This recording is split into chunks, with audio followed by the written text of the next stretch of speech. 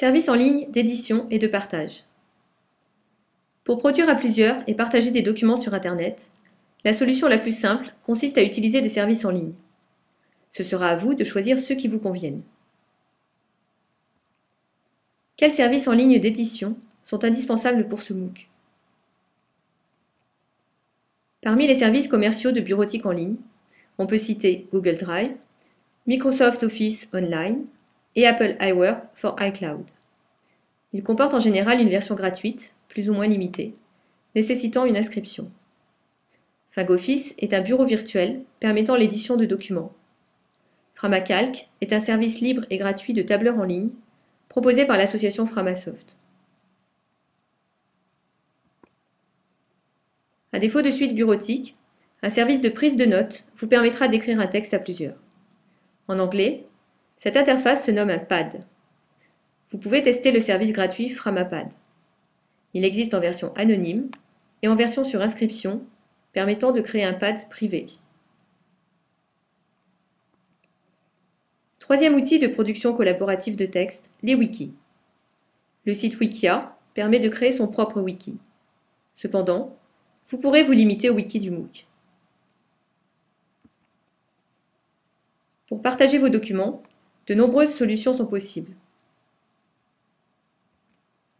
Voici quelques services de stockage et partage de fichiers permettant de gérer les droits d'accès. Google Drive, Microsoft OneDrive, Apple iCloud, Dropbox ou encore FingOffice.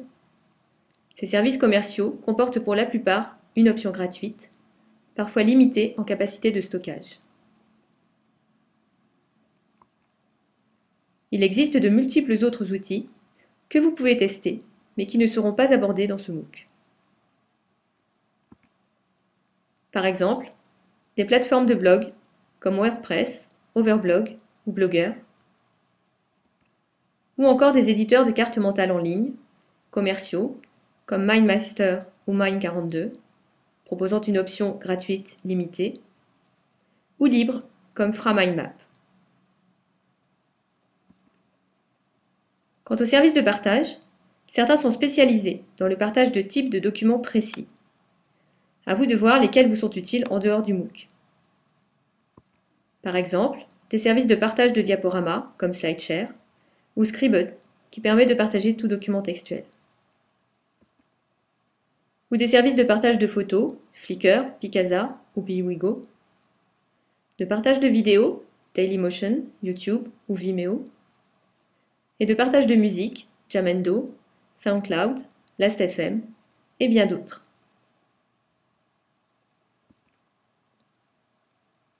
Il peut être utile de savoir partager des signés, autrement dit des références de sites web intéressants, et profiter du partage des autres. Quelques services très utilisés sont Delicious, Digoo et Tumblr. Zotero est un service universitaire, mais ouvert à tous. Et pour ceux qui souhaitent aller plus loin dans l'usage du web, il existe une alternative aux services en ligne. Il s'agit d'installer un logiciel sur un serveur web acheté ou loué pour bénéficier de son propre service indépendant.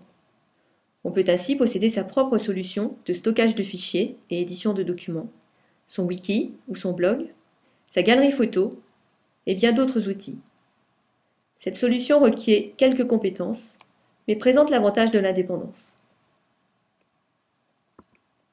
Enfin, il existe bien sûr des possibilités de partage à l'aide d'un smartphone ou d'une tablette, qui ne seront pas traitées dans ce MOOC.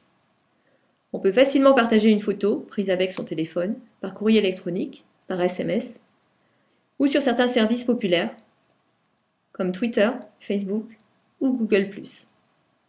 On peut également utiliser le navigateur du dispositif ou une application dédiée pour accéder aux services en ligne déjà décrits. À vous d'explorer votre téléphone ou votre tablette.